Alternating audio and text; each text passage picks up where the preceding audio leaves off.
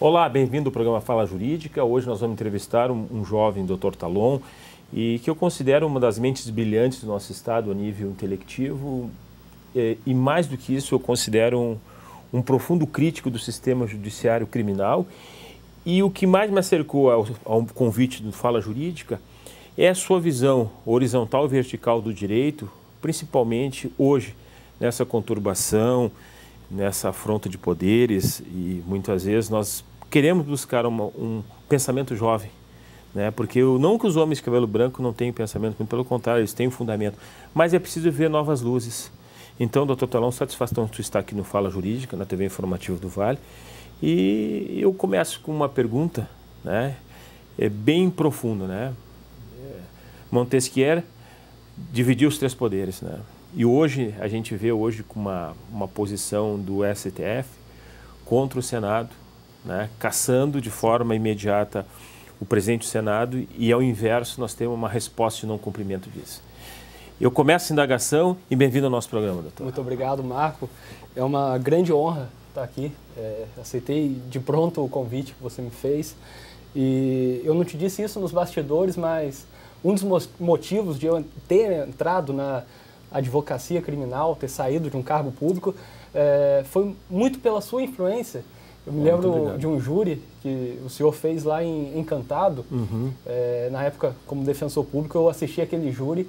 E assim como tantas atuações de outros advogados criminalistas do Rio Grande do Sul, Auri, o César Pérez, tantos outros, aquilo me tocou e me fez querer ir para a advocacia privada. Então, em primeiro lugar, deixo aqui o meu agradecimento por essa influência tão importante para a minha vida. Eu me sinto envaidecido, doutor. E sobre exatamente essa tripartição dos poderes, eu tenho uma preocupação muito grande com o que vem ocorrendo desde o início do ano. No início do ano tivemos lá o embate entre executivo e legislativo, em razão do impeachment, e agora mais fortemente entre o legislativo e o judiciário, em razão da decisão do ministro Marco Aurélio, afastando o presidente do Senado, Renan Calheiros, e agora a resposta do Senado rejeitando essa decisão liminar, dizendo que aguardará a decisão do plenário do STF. De todos os lados, há uma profunda crise dos poderes. Não podemos imaginar que um ministro do STF decida apenas pelo clamor público. A decisão do ministro Marco Aurélio, que eu respeito muito, conversávamos isso antes, é um ministro muito técnico, muito crítico, e é o que falta para o direito brasileiro, a posição minoritária, a posição crítica, mas eu entendo que ele não pode se basear nesse clamor público, nessa necessidade de buscar um combate à corrupção ou o que quer que seja que a sociedade pede e violar a Constituição. O poder judiciário, dos três poderes, é o único que não deve ouvir o clamor público. Ele não tem essa função.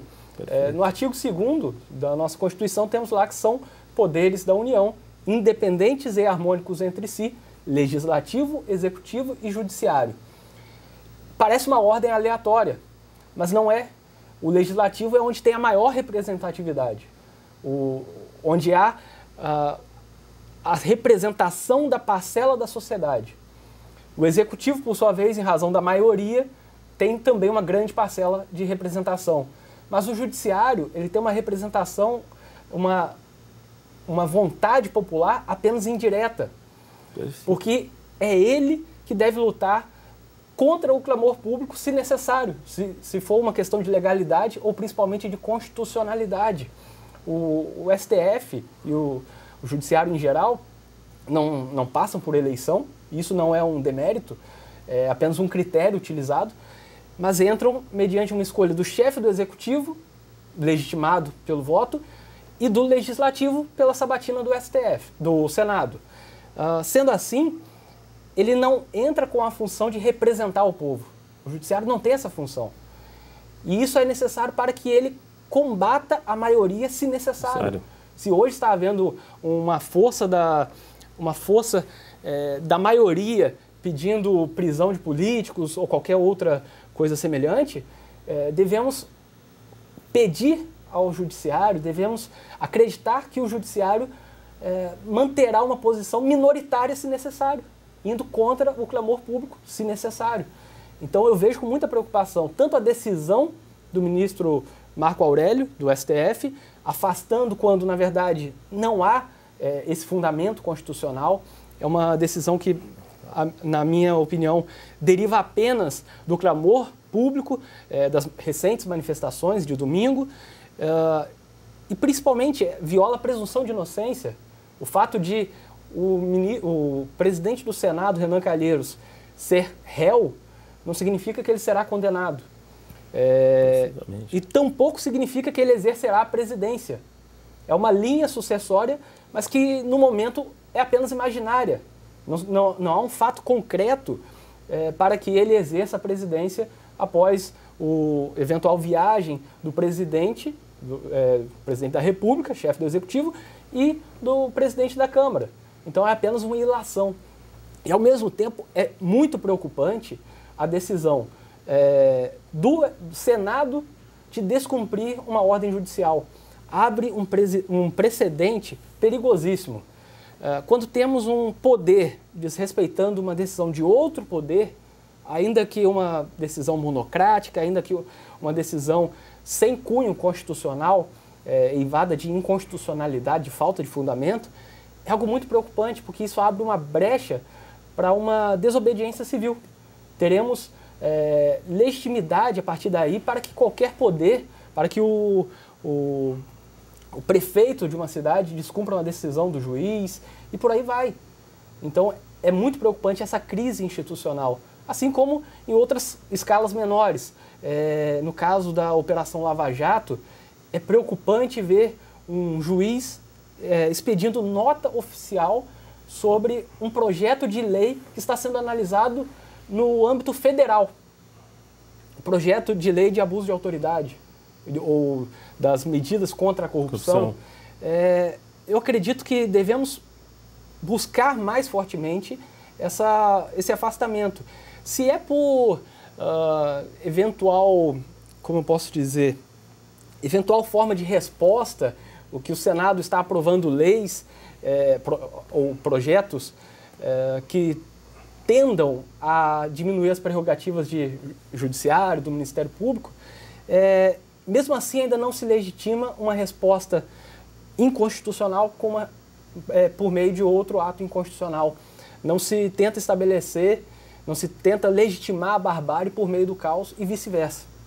Eu acredito que seria isso. Eu concordo. Você sabe, doutor, que essa circunstância, assim, até para os nossos telespectadores, a maioria são estudantes e pessoas do nosso meio, existe momentos de interpretação com relação a isso. E eu concordo com tudo que está dizendo. E veementemente acho que existe uma massificação do Poder Judiciário em solucionar lides que, na verdade, a eles não pertencem. Sim. A primeira ordem. E essa massificação, me parece que de querer corrigir distorções em que muitas vezes que eles se assenhoram como intelectivos da situação, coisa que na verdade não são. Não gosto do Renan Calheiros, não gostamos de corrupção, só que uma coisa é a legalidade constitucional e outra coisa é a influência da mídia e do público para que se mude através disso. Sim. Então me parece que eu me encontro, não sei se o senhor se encontra, no medievo. Eu me encontro na pior da Idade Média, aquela aurora que recém está começando, quando não tinha os grandes pensadores, porque se apagou tudo hoje. Sim. Né? E a gente estudou muito o constitucionalismo alemão, né? A gente pegou, eu me lembro muito quando a gente lia Carl Schmitt, quando dizia que o STF, ele deve ser, todos os órgãos superiores de justiça, os máximos, eles têm que ser políticos, mas ao mesmo tempo apolíticos. E devem ter um princípio, né? Resguardar a Constituição. Sim. E isso eu não estou vendo hoje. Né? E a prova capital é o desmerecimento do Senado com o Poder Judiciário. E aí eu lanço uma pergunta, doutor. Eu lhe faço isso até porque a gente vê que as luzes dos jovens, principalmente aquele que é analítico, ele soa com outros ventos até diferente do que da minha análise. Como o senhor está vendo agora o futuro? E caso for julgado hoje, nós estamos numa semana em que foi, veja bem, apenas a liminar não foi aceita pelo Senado. Sim. Amanhã, hoje à tarde, nós teremos outra influência. Pode existir do Senado e do Congresso Nacional não aceitarmos as posições do STF. E aí nós estamos numa crise histórica. Sim. O senhor concorda comigo? Como é que o senhor está vendo esse panorama futuro? Eu vejo como uma retaliação da retaliação da retaliação. Cada ato parece ser apenas uma retaliação do ato anterior. A aprovação na semana passada na Câmara daquele novo formato das medidas contra a corrupção, com a inclusão de medidas contra o abuso de autoridade de promotores e juízes, parece ter sido uma retaliação. O que não quer dizer que a discussão não é necessária. Certo. Há retaliações, os motivos são perversos, mas o debate é necessário. E aí eu discordo de quem diz que esse não é o momento para debater sobre abuso de autoridade, porque isso pode parar a Lava Jato. Eu acredito que não vai parar a Lava Jato hoje tem vida própria, mas todo debate é necessário.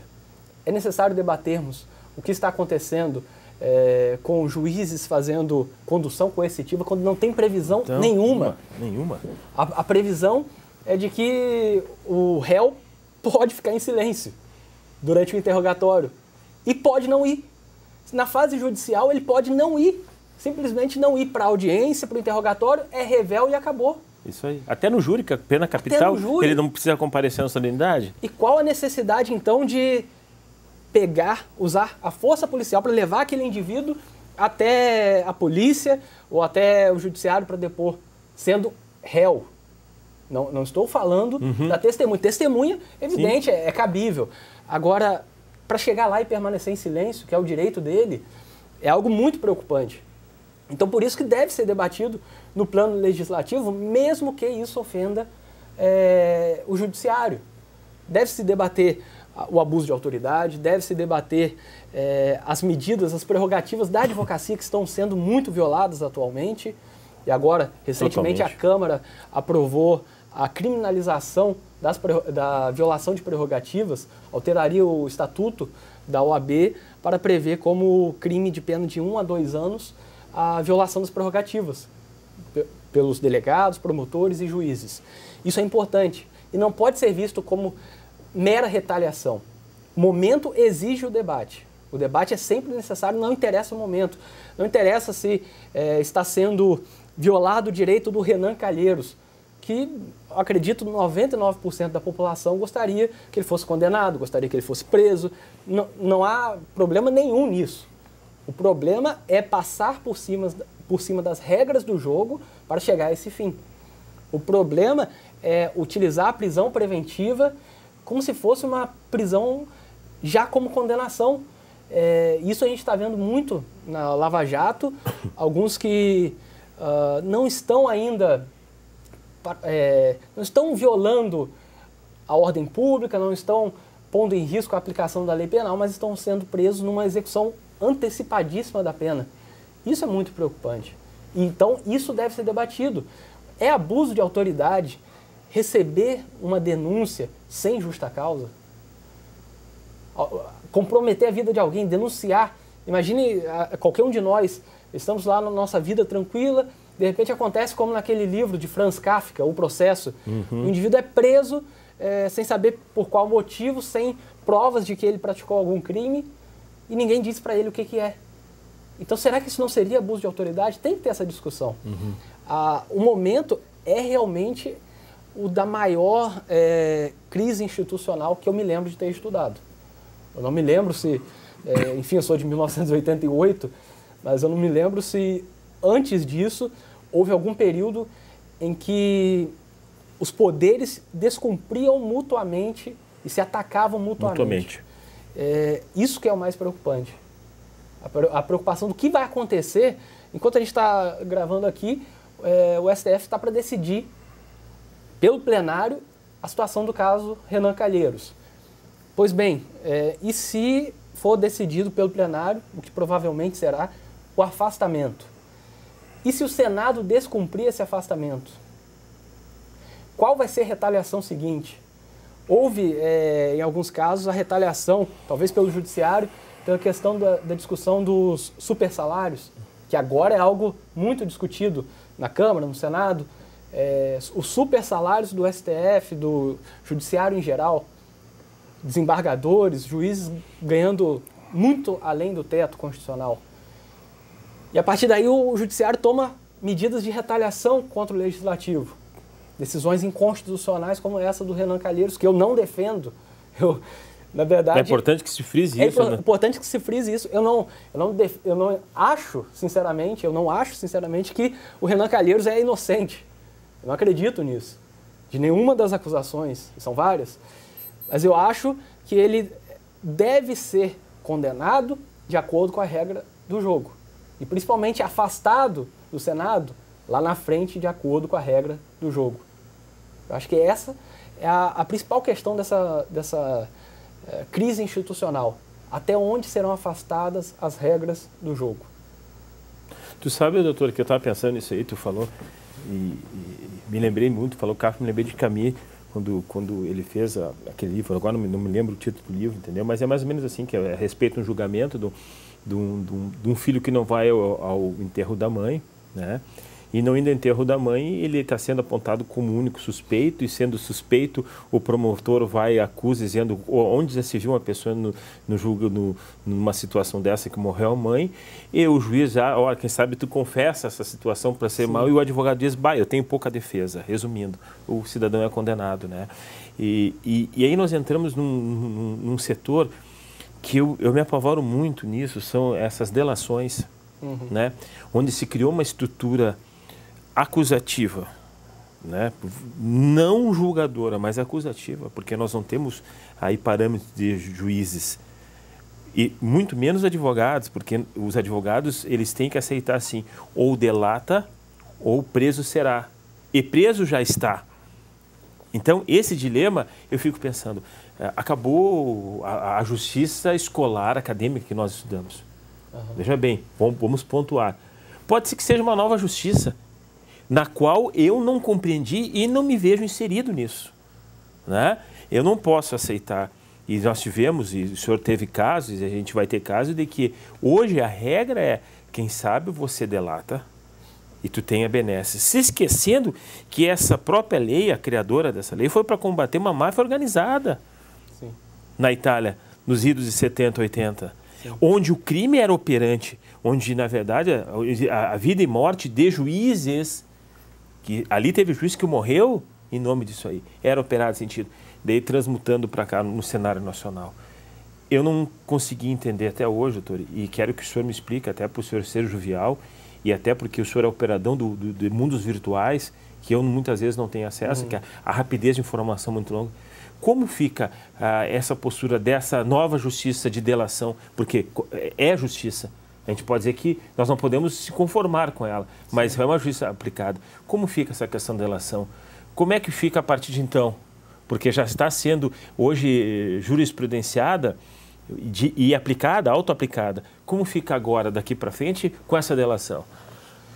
Pois é, eu tenho várias preocupações quanto a isso também. Vamos começar no plano legislativo. Na semana passada, quando a Câmara rejeitou algumas das medidas contra a corrupção, afastou duas situações, que era uma, a do reportante de bem, aquele indivíduo que descobriu que o secretário do municipal, o vereador, alguém estava praticando crimes, e ele foi lá e fez a denúncia. E, em razão disso, ele ganharia um valor com isso. Ele ganharia uma comissão por esse serviço. É um delator sem compromisso e ainda seria recompensado financeiramente e, lógico, ele só se beneficiaria. E outra situação que também foi afastada pela Câmara é a questão dos acordos entre defesa e Ministério Público. Como acontece nos Estados Unidos, em que, diante das provas, o Ministério Público oferece uma pena e a defesa aceita para não ir a julgamento. E o argumento seria a maior celeridade. Em razão disso, a pessoa abriria mão do seu direito de defesa para simplesmente homologar aquela pena oferecida. Mas no plano prático, eu tenho visto algumas questões sobre a delação muito preocupantes. Para começar, quem é o delator? O delator é uma testemunha ou ele também é um acusado? Qual é a situação dele? Ah, mas isso não é importante, ele está prestando serviço para o judiciário. Isso é importante. Há umas 2 semanas eu estava conversando com um amigo meu, que é advogado atuante no direito penal econômico lá no Ceará. Ele estava me contando algo que está acontecendo muito lá. Querem colocar o delator não como uma testemunha da acusação, mas sim como um réu durante a audiência. Isso significaria o seguinte: durante a audiência, o delator não falaria antes do réu. Ele não falaria como testemunha da acusação logo no início da audiência. Falaria depois. Ele falaria depois do réu, eventualmente. O último. Por último. Seria um interrogatório.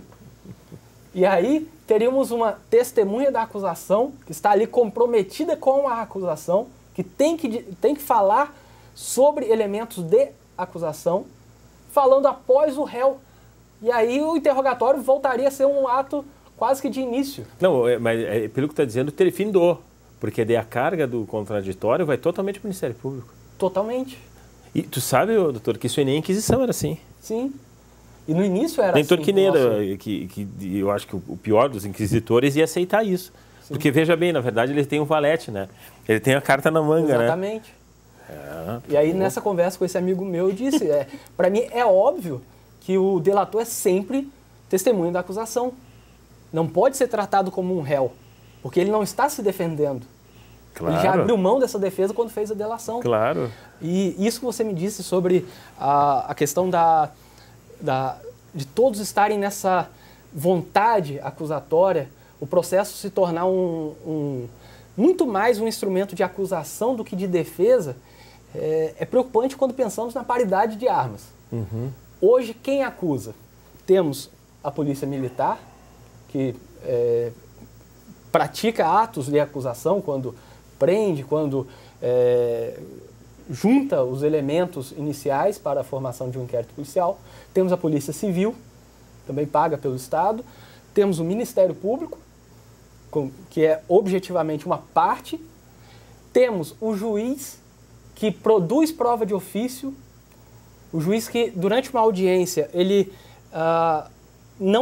quer fazer perguntas até para desconstituir a presunção de inocência. Sim. Eu não vejo motivo para um juiz fazer perguntas que não foram feitas pela acusação, pelo Ministério Público, se não for com o único objetivo de desconstituir a presunção de inocência. Então o juiz, quando quer produzir prova de ofício, quando quer atuar nessa parte acusatória, é mais um membro do Estado atuando na acusação. E atualmente eu tenho visto muito também a Defensoria Pública incentivando a assistência à acusação.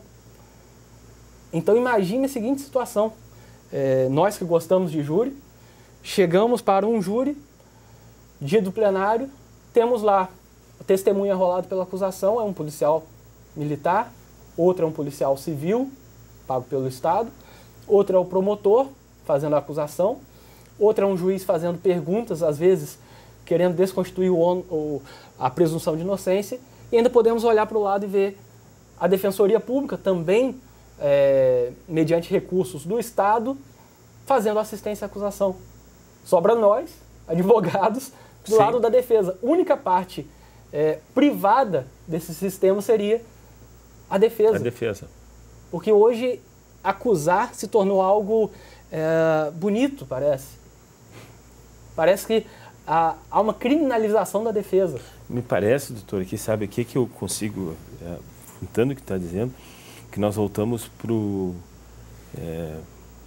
para aquela pena, a acusação como vingança. Sim. Não sei se tu percebe assim o clamor de vingança da população, né? Vamos atirar pedra, vamos... Sim. Eu não sei se eu estou viajando muito nessa história. Não, assim. Pelo contrário, concordamos exatamente nessa parte. Há uma semana, mais ou menos, eu publiquei um artigo no Justificando que dizia, o título era "Por que comemoramos a prisão alheia?" Eu li esse artigo. E eu estava tratando exatamente da prisão do Sérgio Cabral, do garotinho, que também não tenho nada a favor deles. Mas a prisão para mim era ilegal. Eu li a decisão do juiz Sérgio Moro prendendo o Sérgio Cabral e não tinha nenhum fato novo, não tinha risco à ordem pública. Era apenas um relato de que ele praticou um crime alguns anos atrás e que por isso merecia ser preso agora. Mas isso é questão de condenação, não de prisão. E daí eu me perguntava, por que comemoramos essa prisão do outro?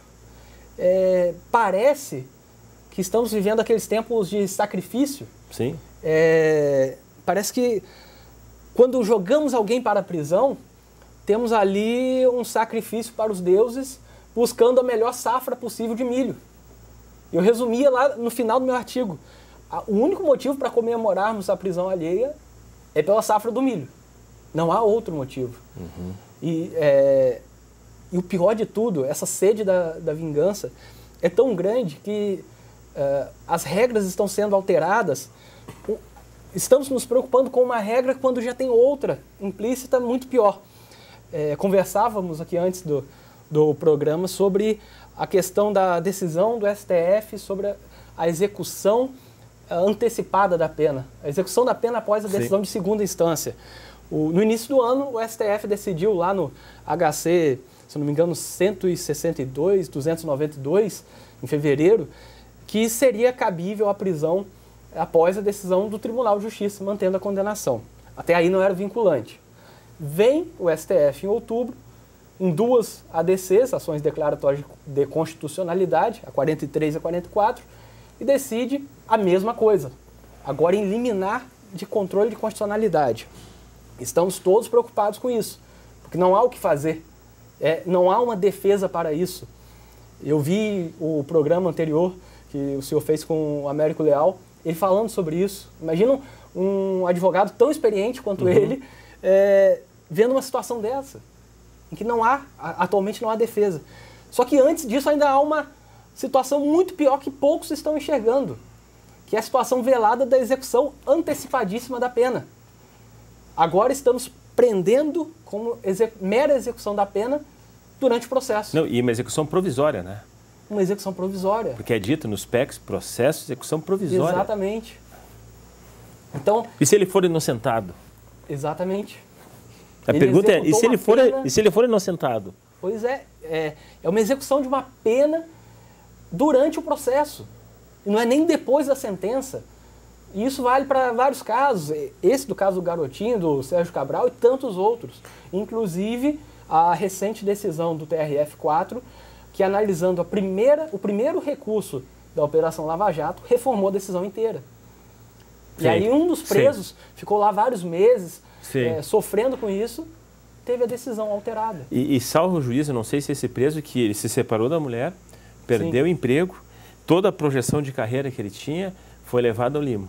Sim. Se não me falha. Mas, doutor, mas sabe que essa colocação me reporta muito, eu gosto muito de ler a questão da Inquisição, né? Sim. E uma vez eu tive no Peru, em Cusco, do lado tem não foi apagado o Tribunal de Inquisição Espanhola, em Cusco, né?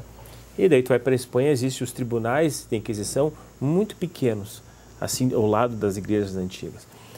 E me faz ver que hoje, realmente, nós estamos à caça a bruxas. E transportando. Nós estamos hoje, eu vejo principalmente ali na questão da Justiça Federal, da 4ª Região, principalmente ali da questão do Moro, que nós temos uma justiça inquisitória. Sim. Onde, na verdade, os advogados, se são operantes, não têm seus efeitos, e que o povo deslumbra na Inquisição o herói, que é o inquisitor. Sim. E eu digo isso aí, sempre pontuando, nós, advogados, a gente quer ver a condenação, mas dentro de uma legalidade e de uma ordem processual na qual estudamos, e não como está havendo agora. E eu lanço a seguinte pergunta. Hoje, se a população, eu vou fazer a pergunta assim, se sente que aquela justiça aplicada, ela é saborosa e verdadeira, nós devemos aceitar isso ou não? Aí eu volto àquela questão que eu falei no início. O judiciário é o único que deve permanecer imune ao clamor público. Perfeito. O judiciário não tem que buscar a representação da sociedade. Ele tem que ser contra a sociedade se necessário.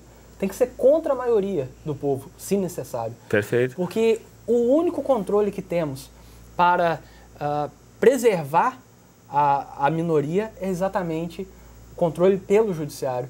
O legislativo representa a maioria eleita. O executivo representa a maioria eleita. Mas o judiciário tem que combater a maioria quando necessário. E aí que precisamos de uma justiça que saiba permanecer alheia ao clamor público. Doutor, foi muito bom o senhor estar aqui com nós. Nós vamos continuar no nosso próximo programa, na próxima semana, falando sobre essa justiça e essa visão crítica que tu tens. Até o nosso próximo programa.